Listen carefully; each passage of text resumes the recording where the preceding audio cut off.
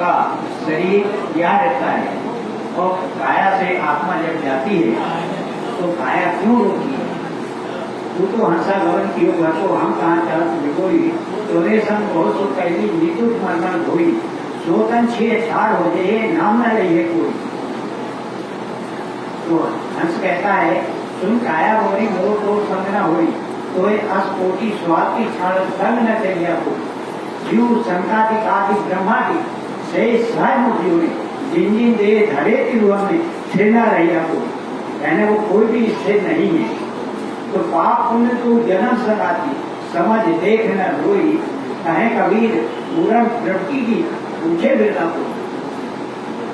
अब आपने सपनों मुझे यहाँ खींच लाया, कारण क्या है कि आपने बोला कि मधु परम जी पूरे नहीं, तो उसका क्या वजह है ये बताइए आप। पहले समझ लो कि अगर मैं किसी को कहता हूँ कि कोई पूर्ण नहीं है तो मैं उसको जाति यानी व्यक्ति विशेष से नहीं बोल रहा हूँ, मैं उसके ज्ञान के आधार से बोल रहा हूँ। पूर्ण और अपूर्ण में क्या भेद है? जिसका ज्ञान पूर्ण है वो पूर्ण सदगुरु है, और जिसका ज्ञान अधूरा है वो अधूरा है। वो ज्ञान अधूरा है तो वो गुरु है। अब असल में मुद्दा क्या है, पूरे गुरु की परिभाषा क्या है वो कभी बता नहीं पाए। उन्होंने क्या कहा कि जो वस्तु मेरे पास है वो पूरे ब्रह्मांड में नहीं। बिल्कुल बोला ना। जबकि कबीर साहब ने क्या बोला कि ऐसा कोई घट नहीं है जिसमें वो वस्तु नहीं है। अरे घट में पड़ी वस्तु नहीं सूझे, और बाहर ढूंढन जासी, जल में नींद प्यासी, मुझे देखते आवे। हाँ आप समझो, सुन तो लो। आपने सवाल किया, आपके बात सुनता। अरे आपने सवाल किया, पहले सवाल तो पूछ लो। आपने कहा कि मधु परमहंस गुरु पूरे नहीं है, कारण क्या है? अब कारण तो सुन लो। पहली बात यह है कि कबीर साहब की जो वस्तु है और मधु परमहंस जी के पास जो वस्तु है वो एक नहीं है, क्योंकि उनकी वाली वस्तु पूरे ब्रह्मांड में नहीं है और कबीर साहब की वस्तु घट घट में विराजमान है। पहले तो ये समझ लो, ठीक है। अब जो दूसरी चीज है कि मधु परमहंस जी के पास जो वस्तु है वो चल अवस्था वाली वस्तु है, वो कान में डालते हैं। उन्होंने हजारों सत्संग में बोला है, मैं उस वस्तु को तुम्हारे अंदर प्रवेश करा देता हूँ। प्रवेश कैसे कराएंगे? कान में से प्रवेश हो गई ना, कोई चीज प्रवेश हो रही है इसका मतलब वो चल रही है, कान में से अंदर चली गई। और जो कबीर साहब की वस्तु है वो है अचल, वो अचल वस्तु है। समझो, गरीदास जी महाराज कह रहे हैं, कहते सतगुरु के लक्षण कहूं अचल विहंगम चाल, हम अमरापुर ले गए ज्ञान शब्द सरघाल। वो अचल वस्तु है, वो चलने वाली नहीं। कान में सार शब्द दे दिया, एक तरफ तुम कह रहे हो सार शब्द सतपुरुष कहाया, पूरा ग्रंथ छापा है कि नहीं छापा? मधु परमहंस ने इसी नाम पे छापा है, सार शब्द सतपुरुष कहाया, और ऊपर से कह रहे हैं हमने तुम्हारे कान में सार शब्द दे दिया, यानी सतपुरुष फूंक दिया तुम्हारे अंदर। मुंह में लेके घूम रहे हैं क्या सतपुरुष को? क्या बच्चे वाली बात है ये? फिर समझ लो, जो तुम्हारे कान में डाला गया है वो सार शब्द नहीं है, वो शब्द है जो उन्होंने बना लिया है अपने मन से। समझ लो, सार शब्द तो अचल है, वो अखंड है, वो लिया दिया नहीं जाता, वो पहले से ही घट में विराजमान है। सब घट मेरा साइया और सोनी सेज न कोए, और बलिहारी व घट की जिस घट परगट होए। कहते बलिहार जाता हूँ, जिस घट में वो प्रगट हो जाए वो पहले से ही है, वो मैं ले दे नहीं सकता। अरे कस्तूरी कुंडल बसे मर्ग ढूंढे वन माही, ऐसे रमता राम है। अरे जो पहले से रमता राम है उसको मैं क्या दूंगा किसी को? इसीलिए वो अज्ञानी गुरु है। अब पूरे गुरु के लक्षण समझ लो। सोई गुरु पूरा कहावे, दो अक्षर का भेद बतावे, एक छुड़ावे एक लखावे, तब प्राणी निज घर को जावे। ये पूरे गुरु के लक्षण है। क्या लक्षण है? सोई गुरु पूरा कहावे, दो अक्षर का भेद बतावे। कौन कौन से दो अक्षर? एक वो अक्षर जो इंसानों ने बना दिए हैं, Hindi, Punjabi, Urdu, Farsi, Arabi, Angrezi, Dutch, French, Spanish, Japanese, Portuguese, Chinese, Mongolese, दुनिया भर की भाषा किसने बनाई? इंसान ने बनाई। तो एक तो ये अक्षर जो इंसान ने बनाए इसको छुड़ा देवे, छोड़ दो, और एक लखावे। वो कौन सा अक्षर है? आदि अक्षर, जो बनने बिगड़ने से रहित है, 52 52 अक्षर कहाँ बनते हैं, फैक्ट्री कहाँ पे है, ये है फैक्ट्री। जितने मर्जी बना लो, आ ई उ ता धा धा धा धा धा धा, जितने मर्जी बना लो, फैक्ट्री लगी पड़ी है। और आदि अक्षर 52 से न्यारा, 52 अक्षर जीव आधारा, ये जीव कट गई ना, फैक्ट्री बंद हो जाएगी, ये फैक्ट्री बंद हो गई सबकी। 52 अक्षर जीव आधारा, आदि अक्षर जीव्या से न्यारा, वाही को सत सिमरण कहिए। वो आदि अक्षर 52 से न्यारा है, वो कान में नहीं फूका जाता। जो कान में नाम फूकते हैं उनको कल फूका गुरु कहा है कबीर साहब ने। अरे कल फूका गुरु हद का, बेहद का गुरु और जब बेहद का गुरु मिले तब लाए ठिकाना ठौर। जब कल फूका गुरु तुम्हारे जीवन से निकल जाएगा ना, तब सतगुरु आएगा और वो तुम्हें क्या बताएगा, तुम्हें तुम्हारा स्वरूप बताएगा। अपने नकली स्वरूप का ध्यान नहीं कराएगा कि मेरे शरीर का ध्यान करो, मेरी शक्ल का ध्यान करो। अरे आंख वाला तो कर लेगा, अंधा कैसे करेगा? लेके चलते 100 अंधों को, करवा के दिखाओ जरा अपने शरीर का ध्यान, अपनी शक्ल का ध्यान। क्यों बेवकूफ बना रहे लोगों को? क्योंकि असली गुरु देखने वाली चीजें ही नहीं है, असली गुरु सुनने वाली चीजें ही नहीं है। असली गुरु कहन सुनन से न्यारा है, देखन से न्यारा है। वो असली गुरु कहाँ है? वो तुम्हारे पास पहले से ही विराजमान है।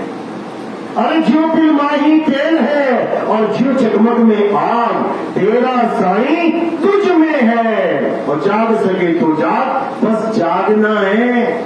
वो साईं पहले से ही सबके पास है। वो भगत के पास भी है, कसाई के पास भी है, वो वैश्या के पास भी है, वो राजनेता के पास भी है, वो धर्म गुरु के पास भी है, वो अज्ञानी के पास भी है, सबके पास है। बस जागना है। तू जाग मुसाफिर भोर भाई, अब कहाँ तू सो रहा है? सो उठ जा, अब जाग, नहीं तो फिर सोता ही रह जाएगा। मुसाफिर जाग जरा तेरी गठरी में लागा चोर। बस जागना है आपने, किसी की शक्ल वकल का ध्यान नहीं करना। हाँ है, चोर देखो 5, 25, 3 है चोरवा, इनमें की ना शोर। तो 5, 25, 3 जाना है कभी? क्या है 5, 25, 3? ये जो सामने दिख रहा है ना, यही है 5, 25, 3।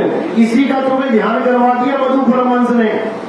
अरे गुरु का ध्यान जो तुम शक्ल का कर रहे हो, ये शक्ल ही 5, 25, 3 है। 5 तत्व ये क्या है? ये क्या है? तो फिर जब तुम गुरु का ध्यान कर रहे हो तो 5 तत्वों का ही ध्यान कर रहे हो। 5, 25, 25 क्या है? ये 25 प्रकृतियां, एक एक प्रकृति की 5, एक एक तत्व की 5। तो यही तो है हंसना, खेलना, नाना, ये सब फूलना, पिचकना, ये सब शरीर तो है। 3 क्या है? 3 गुण है, पैदा होना, पलना, नाश होना, इसी प्रकृति का गुण है। तो इससे किनारे क्या है? सार शब्द है। अरे सार शब्द में ही बाची हो, मानो एतबारा, अक्षर पुरुष के पेड़ निरंजन वाकी डाला। तो सार शब्द ये नहीं है, ये कान में डाल दिया वो नहीं है। सार शब्द क्या है? सार शब्द तुम्हारा स्वरूप है, तुम्हारा स्वरूप। लेकिन तुम किसी और का स्वरूप, किसी और की शक्ल पे ध्यान धर रहे हो। जैसे एक कुत्ता सामने लगे शीशे में दिखने वाली अपनी सूरत को, उसके प्रतिबिंब को देख देख के भौंकता है। जब तक तुम किसी और को देख रहे हो तो भौंकोगे, यानी अज्ञानता में रहोगे। जब अपने आप में रमण कर लोगे, यानी अपने स्वरूप को जान लोगे, तो तुम्हें सामने वाले से कोई मतलब नहीं। जैसे स्वान कांच मंदिर में भ्रमते भूख मरे हो, अरे कहे कबीर नलनी के सुगना तोरे कौन पकड़े हो।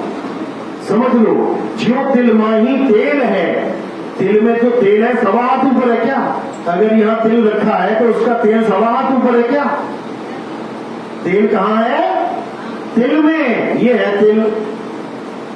अब इस तिल में तेल कहाँ है? 1.25 हाथ ऊपर है क्या? तो तुम्हारा परमात्मा तुझ में है, तेरा साईं तुझ में है, तो तुम यहां हो, तुम्हारा परमात्मा 1.25 हाथ ऊपर है क्या? बिल्कुल नहीं। यही अज्ञान है, इसी में सारे मारे जा रहे हैं। और ये कोई नया ज्ञान नहीं है, ये पहले से चलता आ रहा है कि ब्रह्मरंध्र खोल के ऊपर चले जाओ 1.25 पर, ये योगियों का ज्ञान है।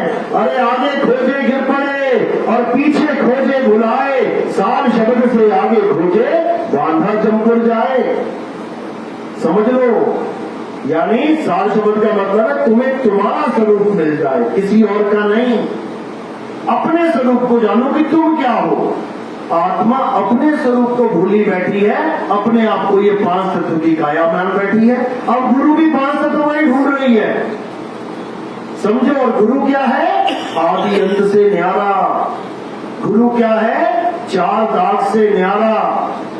अरे 4 दाग से सतगुरु न्यारे, अजरो अमर शरीर, और कोई गाते कोई अगल जरावे, ढूंढ न पाया शरीर।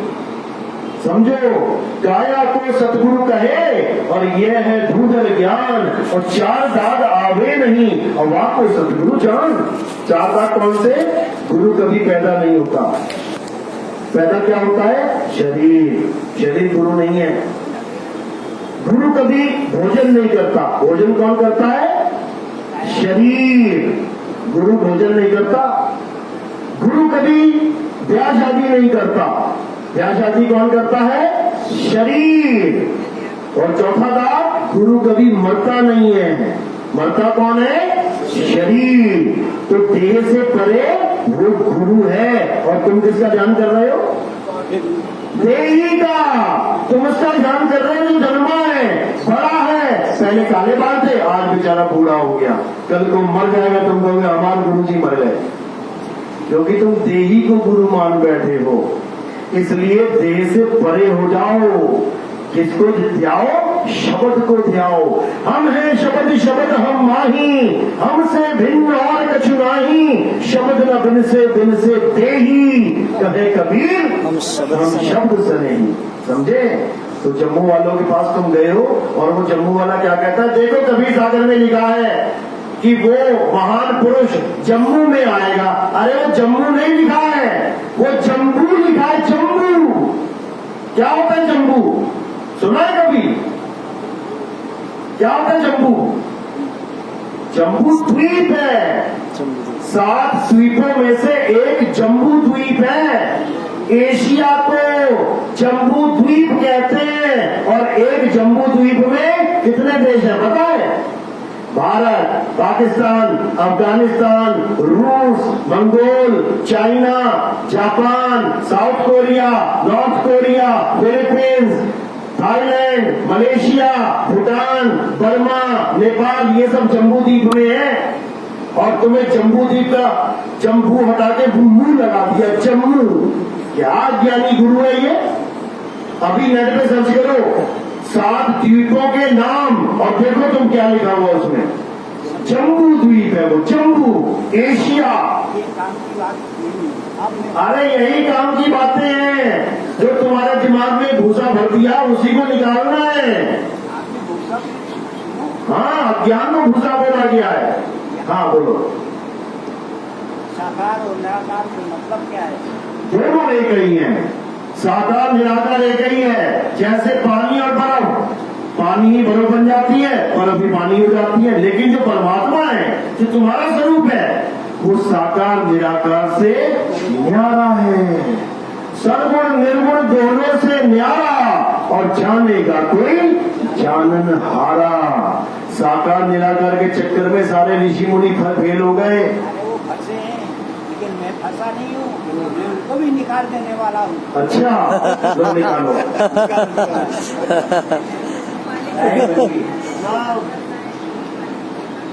परमात्मा कभी संसार में आता है क्या?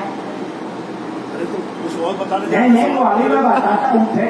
अरे पहले वो निकालो तो सही साकार हाँ। निराकार। सवाल बाद में पूछना, पहले साकार निराकार से निकालो। जब आत्मा आती है तो उसका ठोर ठिकाना क्या है? कहाँ है रुके?